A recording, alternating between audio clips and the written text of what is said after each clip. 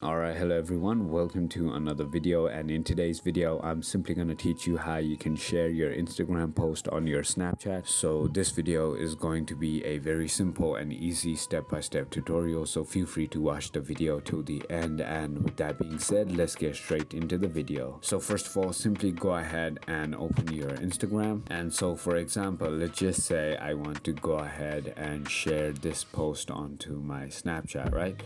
So all I'm going to do is on this post, I'm going to simply tap on this triple dot icon right over here.